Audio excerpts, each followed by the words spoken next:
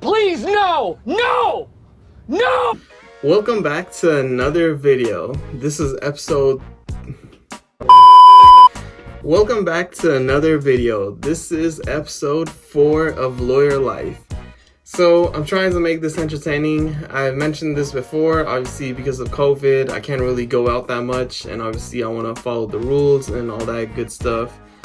Can't be breaking law, can't be breaking laws as a lawyer. Excuse my laughter if I do leave that scene in.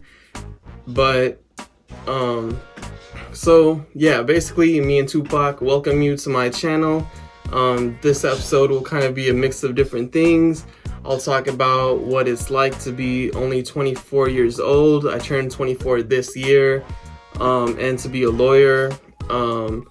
How's business, how everything's going, how I feel about my job or situation as a lawyer, whether I'll stay, whether I'll leave, what the future holds, and so forth. The first topic is, what does it feel like to be only 24 and a lawyer? So a lot of people that go to law school generally are already about 23, around that age, and by the time they graduate they're around like 25, maybe 26, and that's probably the bulk of people. And then there's the other people that are maybe a little older, that took time off away from college graduation, so forth. Maybe there's other people that, you know, took additional time off because their parents or what have you. Definitely huge props to those people, because I don't think I would ever come back from like college graduation and then jumping to law school. I think it takes a lot of guts to do, so huge props to those people. But anyways, so I went to law school at the age of 21. I graduated college early, went to law school, graduated law school early, so I was only 23 when I graduated, and then I basically turned 24 a couple of days after taking the bar exam, which was this past February, and here I am. So 24-year-old lawyer. By the time I turn 25, obviously I'll pretty much have like a year's experience. So yeah, what does it feel like? So I think it's very crazy, because most people obviously are older, so I think it's this strange level of respect. I don't think anybody necessarily thinks of me any less, but I have yet to interact with many lawyers. I feel like it's gonna be, if people think that I look young, they're gonna be like, wait, like how old are you that you're a lawyer? Other people that maybe think that I'm older because of all my white hair at this point, they might, you know, not really question how old I might be. But, you know, I think it's very interesting. Most lawyers are older, so you kind of almost want to be respectful in like this weird way that's probably like awkward, essentially, since lawyers kind of go on a first name basis and stuff, and you're kind of like not trying to be rude in any way. So that's kind of weird. I think overall it's like a interesting experience. I think it helps write my own story, and I think it helps me stand out, and that's what I would like to do. I think there were many moments where it kind of was not necessarily overwhelming to be younger, but it was kind of it made you feel kind of insecure because you weren't sure if you were like good enough compared to everybody else, you know. No matter, you know, age is just a number, but to a certain point, it's kind of like, you know, the older you grow, the more wise you become, hopefully. So I think that kind of came into the insecurities regarding that. It's kind of like, you know, you're dealing with older people, whether they're a year older or they're like 10 years older, you kind of feel like everybody's more mature and stuff, and they know more about life and everything. So it kind of did play a part before. This was more in like this law school phase where it was like very evident. Many people probably didn't know that I was a lot younger than them, or even, you know, 21 at that time. So it wasn't like a huge deal to other people. A lot of people probably didn't even know when age ever came up. It's kind of like, you know, you just like didn't say anything and people just assumed that everybody in the room was like 22, 23 when we first started. So yeah, it kind of like carries over a little bit to like the lawyer stage, because you feel a little insecure about like what you know and stuff. And you know, as a lawyer that's just starting off, you kind of feel a little insecure anyways compared to everybody else. And opposing counsel, it's not like you're getting grouped with people your age, so you kind of have this like difference in experience and stuff like that. So yeah, and I think the responsibility level is a lot higher for someone like myself, because I am a partner at my own law firm with my former boss, who is experienced, and he's been a lawyer for about 30 years.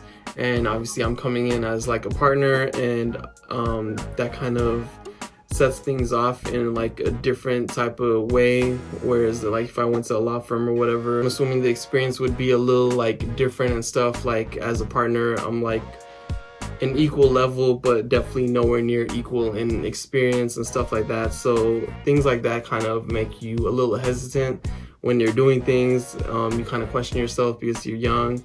It's kind of like, am I doing this right? Am I doing that right? You definitely have the ability, but you're not like used to, you know, being in that position. It's kind of like if you're like, you know, like a lot of child stars, you know, you're kind of like pushed into this position that you're not really completely understanding because you're like young. So it's kind of like that, where it's like you know, essentially I pushed myself into the position. He obviously offered me to be a partner, but you know, I kind of like skyrocketed myself into that atmosphere, hoping that I could become something at a younger age. So you kind of like pay the price along the way. So it's definitely interesting. So that brings me to my next point on how work is going. It's definitely interesting. I'm probably gonna post this maybe a week after I actually shot it.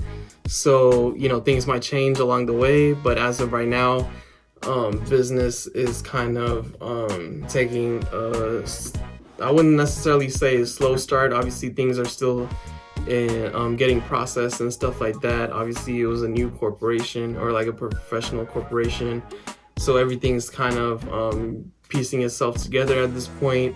So it's not like business is booming, as the famous Antonio Brown would say, but you know, we're like getting there. I think it's kind of taking a toll because I like to do things faster, as this video might illustrate and my channel should illustrate.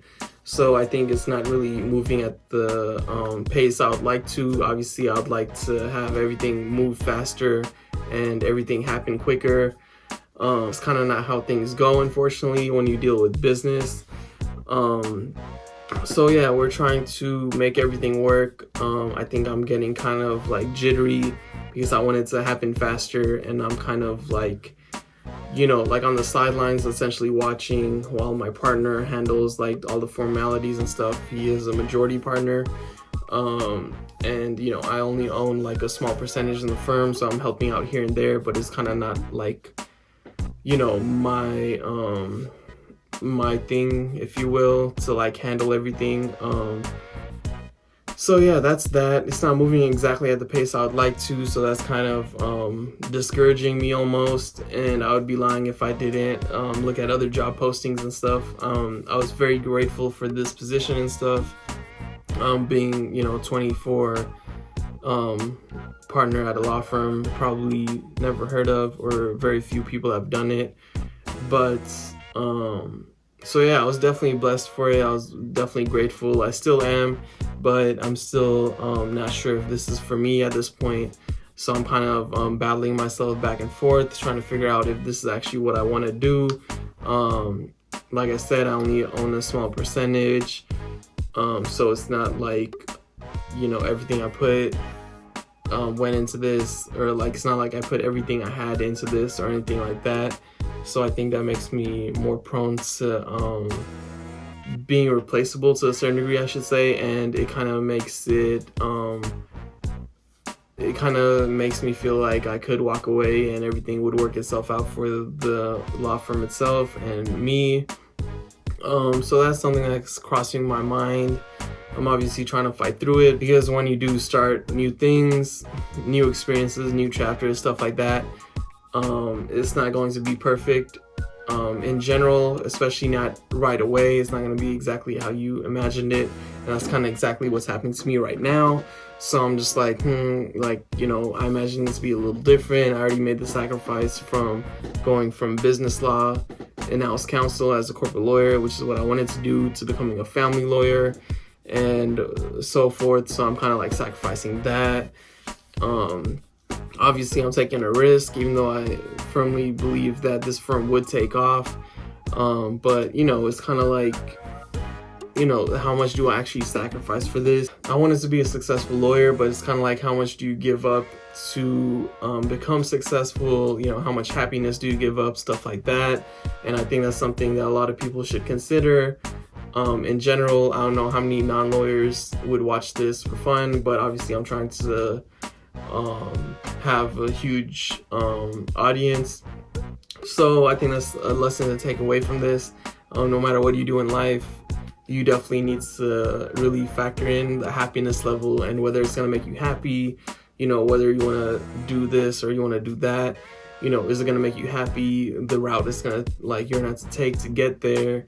When you do get there, you know, is it exactly going to be like what you imagine? Is it going to be different? You know, you kind of want to hear stories about people in those positions that you want to be, because it's probably not like a perfect story, and it's kind of like, how much do you want to sacrifice to actually get there? So that's something to really think about. I think that's something I considered many times in my past, but you know, I considered it into this like situation as well. But you know, I think when reality slowly set in, dealing with people and, you know, stuff like that in actual cases, it kind of like put everything into perspective. It kind of had reality hit. You know, before this, I just thought about, you know, this is the sacrifice I would have to make. This is the positives, you know, weigh it, figure it out, whether I'm going to actually be happy taking this position, whether I'm not. And, you know, I don't think it necessarily gets thrown out the window, but when the time actually comes, you kind of start like really like understanding things through the experience itself, and you start thinking about whether it's actually worth it. So that's pretty much where I stand with this job, or a job I should say, since I'm a partner. It's not necessarily like employment or like a regular job.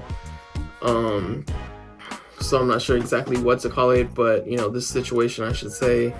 So I'm not sure exactly where I stand, and you know, this journey will pretty much follow what I end up doing.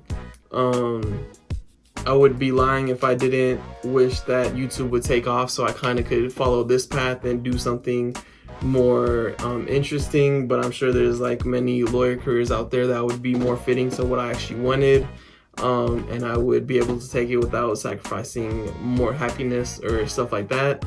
So it's definitely something to consider. The wheels are pretty much turning at this point.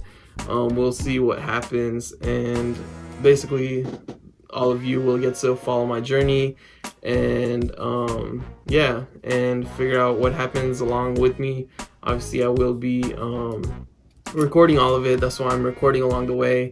I wanted to do vlogs that were like more entertaining, went places and stuff like that, but I couldn't do that. But this is the perfect reason why I wanted to start ahead of time during COVID, where it might not be the most entertaining and going like places and stuff like that, but it would follow my journey along the way. And these are moments that I think are very important for people to like look at, and for me to like really analyze and look back to. And they wouldn't exist if I just like stalled for like 6-7 months for COVID to end before I started shooting these episodes.